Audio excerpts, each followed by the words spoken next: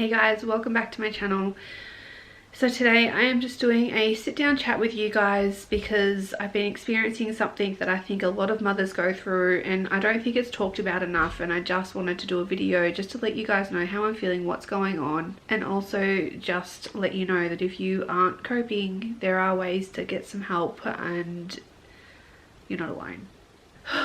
I guess before I jump straight into everything that's been going on, I just want to give you a bit of a background on my mental health. So I used to suffer from depression during my teens and my very early 20s, and then I kind of got better, didn't really have anything wrong, but I've always had like underlying anxiety. I've never had to have medication for my anxiety, but I've definitely gone through periods where I've needed to see a psychologist about it because it was peaking at higher levels. And then about 6 years ago I was involved in an accident, and I then added post-traumatic stress disorder on top of my mental health list. I got some help for that, again avoided medication. Not that there's anything wrong with that. I've always kind of been at a higher risk of suffering from some sort of mental health problems after having babies. When I had William, I was never formally diagnosed, but I'm pretty sure with speaking to my GP and my psychologist, who I used to have, that I did have postnatal anxiety with him because I was just a mess with him. Like, that anxious feeling was there every single day. I would wake up during the night because I was so scared he was going to die in his sleep. I lost so many friends. It was a really hard period of my life. In saying that, I feel like I have been really healthy mentally for the last couple of years, and it's been nice because I've suffered at some stage with mental health my whole life, and I put that down to a lot of that personal and spiritual growth that I've been going through the last couple of years. But I've always had that underlying current of anxiety, but it's been fairly easy to manage in a sense of, I've been doing meditation, using my crystals. I found ways to help my anxiety and bring it down lower. So yeah, that's kind of where we're at. So when Kyla came along, she's now 11 weeks old, I was really surprised that the first couple of days I was feeling amazing. I had no issues, I had no anxiety, I was so happy. And then probably about day 4, the baby blues really started to set in, and they stayed until she was about 3 weeks old. And it wasn't so much the baby blues, I was just so anxious all the time, like ridiculously anxious. And I remember Steph from Just Another Mummy blog would contact me and be like, Panda has a helpline that if you ever feel like you just need to have a talk to someone or anything, call the helpline. They're really helpful. They really helped me. And I kept that in the back of my mind. And then it hit kind of a low point, and I thought, and this was on a Friday night, and Panda's helpline is closed over the weekend, and I thought, if by Monday I'm still not feeling good, I'm going to call them. And then something happened over the weekend and I really just turned a corner, and I didn't feel like I needed to call them. And I've been pretty good since then, until probably about 2 weeks ago, when she was probably about 9 weeks old. I just started to feel very overwhelmed all the time. And then it got worse last week, and it hit at an all-time low last weekend. But the problem was, I wasn't too sure what was going on because I wasn't anxious at all, but I didn't feel like myself. I kept saying, I'm looking in the mirror and it's like I can't recognize who I am, and I had that deep feeling of wanting to run away. I kept saying to Kyle, I just want to drop the kids off somewhere and just go away and disappear for a week because I just need some of my own time. William is at an all-time high with his jealousy at the moment. Kyla is like needing me to hold her all the bloody time. I didn't have my body to myself. I was really confused about why I was feeling like this, and I just couldn't identify what it was that I was feeling. I just wasn't feeling very well, or not even very well, but I just wasn't feeling like myself. And I was starting to think that I was failing as a mum, that I made the wrong decision to have a second baby because I couldn't handle the two of them. I was struggling so badly every single day, and I thought, I'm just a shit mum. I'm failing because I can't handle my 2 kids. And I was messaging Kyle one night. For those who don't know, my husband works night shift, so I'm often alone with the 2 kids, and sorry, my memory's not great right now, so if I start cutting in and out of these stories, just bear with me. But another factor that was causing me to feel NQR, that William went through a period of not sleeping. He's gotten a bit better now, but he was waking anywhere between 2 to 6 times a night. Kyla was waking up for her feeds. She wasn't going to bed till like 10, 11 o'clock at night. I was just exhausted. I was a walking zombie. And one night last week I was messaging Kyle and I was like, I can't do this anymore. I don't know what to do. I feel like I just need to escape. can't deal with life right now. And he said to me, babe, do you feel like you need to talk to someone again? And of course I just snapped at him and was like, I don't need to talk to anyone, because you know, that's what we do. And then I started thinking about it more and more over the weekend, and I thought, okay, on Monday, if I don't feel very good, I'm gonna call Panda. And over the weekend I just got worse and worse, and I was so fortunate that on the Sunday my mother-in-law came over and she was here for most of the day, and then we went over to their house for dinner that night, and I was just around family and it was just really nice. But I just felt like a shell. I just felt like nothing. I didn't feel like myself. I had no emotions. I had no hope. I just was like feeling so incredibly low. Again, just thinking that it was me not being able to cope with my life, and this is how it's going to be forever, and I'm forever going to be a shit mum and fail and not be able to handle my 2 children. Anyway, I rang Panda on the Monday, and as I'm looking up the phone number and as I'm dialing and as it's calling, I'm thinking, I've never called a helpline before. And I started to judge myself, going, I'm not that person who needs to call a helpline. I don't know why I was thinking that, but I was. And I had to leave a message because their operators were busy and they had to call me back. And I was like, the whole time I left my message, I said, you know, my name and my number to call me back. And the whole time I was like, I'm taking away services from other people. I'm being silly. I just can't cope with my life. I just need to be a better person, and that's the end of it. And anyway, they called me back a couple of hours later, and honestly, it was just the best thing I think I could have done for myself. The lady on the phone was incredibly kind. She was so gentle and caring, and I almost want to say loving. She actually listened to how I was feeling. She validated how I was feeling, and she also said something to me that really made me, sorry, itchy nose, really made me go, oh, something is wrong here. We were talking and talking. I was on the phone for about an hour and a half, and about halfway through the phone call she said to me, do you think that you have some depression? And I thought, oh my god, and it was almost a relief. I'm like, yes. The thing is that I haven't been depressed for a solid 10 years, and I had almost pretty much forgotten what it felt like to be depressed. I know what it feels like to be anxious because I experience that quite often, but not depression. And I was like, yeah, I totally can say that I think I am. And she gave me heaps of techniques to help me feel more calm, feel more centered, and she talked through a lot of issues with me. And a lot of the issues right now for me is the fact that I just don't have any identity outside of being a mum. I'm always being touched. I'm never having my own time. The things that bring me joy, I don't have time in my day to do, and I'm feeling overwhelmed all the time and severely stressed. And because of that, I'm just really low. So she suggested that I go and see a psychologist. She sent me through a list of people in my area who specialize in postnatal mental health. And the phone call was just exactly what I needed. Honest to God, if you're a mother out there right now and you are struggling or you're just not feeling right, please call Panda. They are the most non-judgmental, supportive network. I can't believe that from a free hotline, I've been able to feel the way that I'm feeling, and it's almost a relief to know that something is wrong because it can be fixed and it's not me failing as a mum.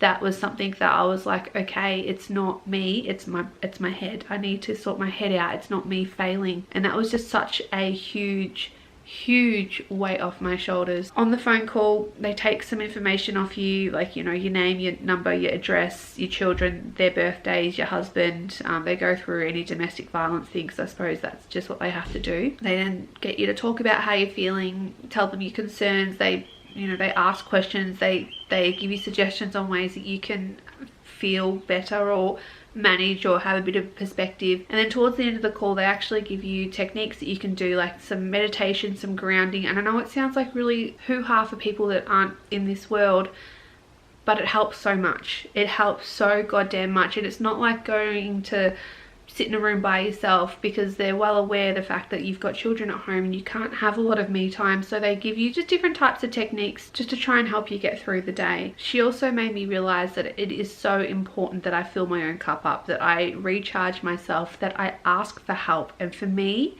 that is the biggest thing that I struggle with. I struggle with asking for help. I don't know why, but I always have felt like I've got to do it myself, otherwise I'm failing. Obviously there's lots of things that I need to work on, and I'm going to work on them, but this was just the phone call. It made me feel so much better about everything. So from there I booked myself a appointment to see my GP, which was Thursday last week. It's currently Monday right now. They made me do the depression score, and it did show that I've got barely any anxiety, that my depression is definitely there, and I'm like on a huge amount of stress right now. My GP said to me, it looks like I've got like a moderate amount of depression, and that I do have postnatal depression at the moment. And I feel relieved but kind of weird about it at the same time. I think that the main thing is that I feel like having postnatal depression, that I should feel sad and low all the time, but I don't feel like that all the time. Anyway, I'll get back to that. But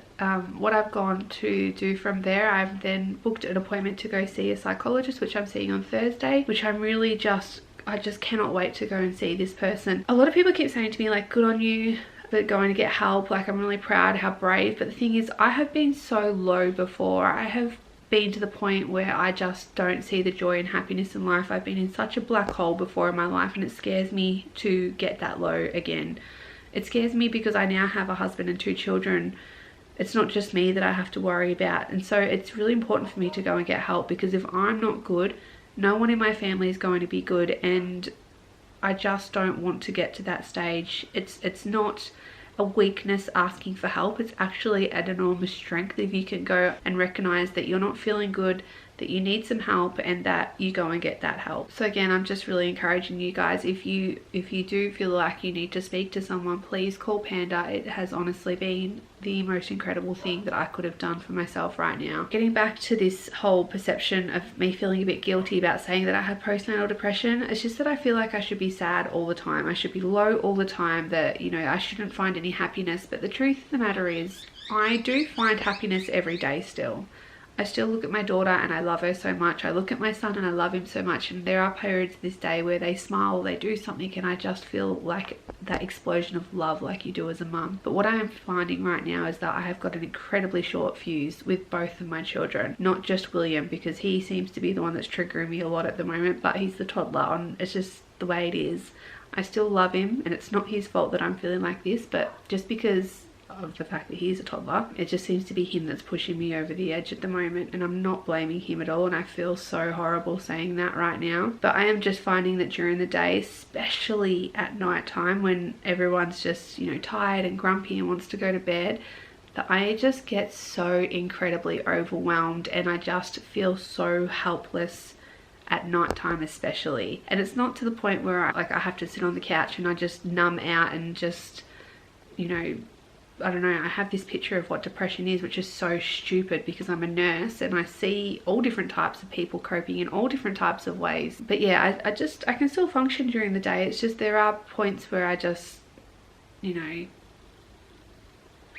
just don't cope and I want to cry. And I'm not someone who spontaneously cries just because she's not coping. I cry at movies and I'm an emotional person, so I cry when I'm talking about emotional things, but it's not often that I'll just sit there and just get overwhelmed and start crying, which has been happening lately. I have noticed that I'm not really looking in the mirror a lot at the moment because I truly just don't really recognize who I am. I even look back on my vlogs from a couple of weeks ago and go, who is that girl?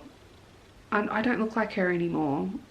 You know, there's lots of contributing factors. The fact that like I'm breastfeeding at the moment, a lot of my clothes I can't wear because I'm breastfeeding, and I'm living out of like a rotation of like 3 pairs of pants and a couple of tops and a couple of jumpers, which I know sounds stupid, but they're all like tracky pants, and I just don't feel good. I don't feel pretty.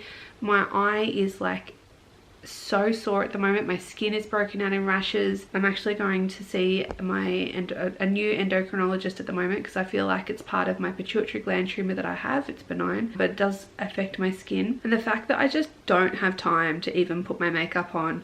Kyla needs me to hold her all the bloody time. So some days when I go, okay, I'm gonna get up and I'm gonna do my hair and I'm gonna put my makeup on, I can't because my baby is crying and I cannot put my makeup on with one hand. As much as I try, I just can't. So there's just lots of things that are making me feel disconnected. Things that I'd usually do, like go for a walk, I can't right now because it's right in the middle of winter and it's raining most days. You know, I'd usually do some meditation, sit with my angel cards. I actually find editing my vlogs incredibly therapeutic, but I just don't get to do these things because I just have my children around me all the time. Like right now, Kyla is asleep in her bassinet and I've had to bribe William to watch TV with Kyle while I make this video, but I can't do that every day. I was talking to my psychologist before I made an appointment with her, and I was telling her my situation and how I'm feeling, what's going on, and she said that around this age with babies, so Kyla is 11 weeks old, that your toddlers or children at home start to realize that the baby isn't going anywhere, that the baby's staying around, and they often will get so jealous and their behaviors will start escalating. So she even gave me some techniques on the phone right now just to help me feel less guilty and have less mum guilt towards William, is to spend 15 minutes a day with each parent with William solo. So 15 minutes with me, 15 minutes with Kyle, just to have completely uninterrupted time, just so he feels like he is still getting our attention. And she said that that's what they remember when they're older. They don't remember mum not feeling great. They don't remember those sorts of things. They remember those 15-minute blocks that you give them of undivided attention. That gave me a bit of relief knowing that it's not me being a shitty mum to him, because honestly I think that is a lot of the reason why I'm feeling the way I'm feeling right now. Is William has been my entire world for 3 years now and he's not anymore.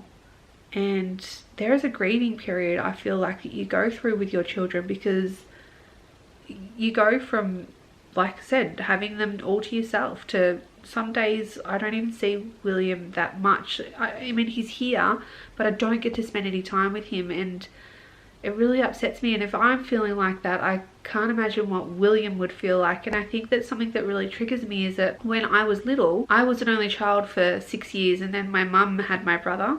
And I remember him coming home, and I remember that separation from my mum. I remember not having her to myself, and I felt like I never got her ever again, because my mum went on to have 3 more children, and there's a lot of children in our family. But I just don't want William to feel that disconnect from me.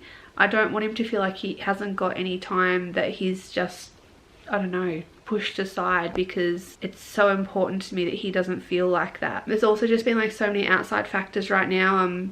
I did post on Instagram a couple of months ago that I don't have a relationship with my family, so that has been really hard this time around, and I think it is contributing to my mental health at the moment.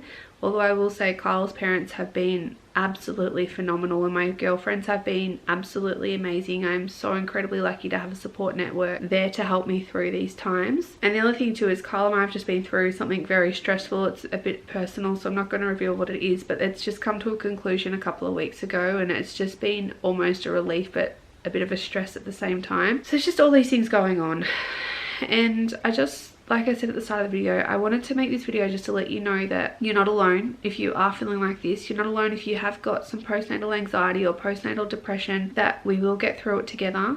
That asking for help is so important, and seeking help is just as important. I've been really impressed with the services with Panda, because they rang me about a week later after I made the phone call to them just to check in on me. We had another conversation for an hour and a half on the phone, and again they just listened to my frustrations, listened to my worries, they talked to me about it, they validated how I was feeling, and I'm just so grateful that we have a service like that in Australia. I'm going to leave all the details for Panda down below in the description box, because I just want you guys to know the information and where to find it. I'm not posting this video to go, oh poor me, you know, give me some attention or anything like that. It's purely just because I just want people to know in our little tribe that we have created that it doesn't make you a bad mum, it doesn't make you a bad person, it doesn't make you broken. It's just another challenge that we face, and I just want to be open, honest, transparent with this whole thing, because I think it's important that we talk about it. Going forward right now, like I said, I have a psychologist appointment next week. I've also started putting some things in place to help me get some time to myself. I've recognized that editing my YouTube videos is something really important to me, so it's something that I get incredible joy out of. So carving out time every day to edit my videos is something that I'm having to negotiate with Kyle right now, like when is a good time to take, you know, 30-40 minutes away from the kids and him and go and have some time to be able to do those things. The other thing is my beautiful mother-in-law has offered to have Kyla once a week for a couple of hours so I can have some time to myself, which I had last week, and it was just amazing. I'm so incredibly grateful for her. And they've also said that if it's possible per week, that William will be able to have a sleepover once a week, just to give me that extra break and just to be able to focus on Kyla, because it has been really hard to be able to give Kyla what she needs sometimes. Both of my children, I feel completely torn, and with feeling unmotivated and deflated sometimes, it's been really challenging. I do want to add too that a lot of people have suggested in a very loving way that I stop breastfeeding, just because something's got to give, I guess. And I tried to last weekend. I thought I'm going to give Kyla formula just for 2 days and see how we go. I'll express, and if I find that I'm feeling better not having to breastfeed her, then I will stop breastfeeding. If not, then we'll continue breastfeeding. I'm not interested in combination feeding it with, because I did it with William and I just didn't really enjoy it that much, to be honest. It was caused more stress than ease. But by the end of last weekend, I just couldn't deal with the fact that I wasn't breastfeeding her. I felt so disconnected from her, and it just was actually really surprising that I didn't want to stop. So I have tried, it didn't work, and now we're back on the boob full time. What it did make me realize though, it is that she is totally okay with other people. If they do give her a bottle, I can get away for a couple of hours. So if I want to give her some formula, if I need to get away for a day, or if I have some express breast milk, then that's totally fine. It's given me that whole confidence of knowing that I don't have to be there all the time, which has been great. Anyway guys, I am not even too sure if this whole video is patched together and is going to sound okay. I am finding that my memory right now is really shocking, worse than normal. So hopefully, fingers crossed, it's made sense. But anyway, I think I'm just going to leave it there, guys. I will keep checking in with you guys to let you know what's been going on. And if you want to reach out to me via Instagram or in the comments below, please do so. I'm more than happy to talk to you guys. It's been such a relief to any mums who have reached out, who are currently going through this or have been through this and have come out the other side. Just to know that there's light at the end of the tunnel, and to know that you can get through it and you will get through it. It's just nice to know that you're not alone. And that is the whole point of me making this video and telling you guys how I'm feeling and what's going on. So yeah, anyway, I'll see you guys tomorrow in my next vlog, and yeah, I hope you're well. And like I said, if you need anything, if you need to reach out, please call Panda. Please feel free to message me, ask me any questions, because motherhood's hard. It takes a village to raise a child. It takes a village to raise 2 children, and we're in it together. All right guys, that's enough. I'll speak to you soon.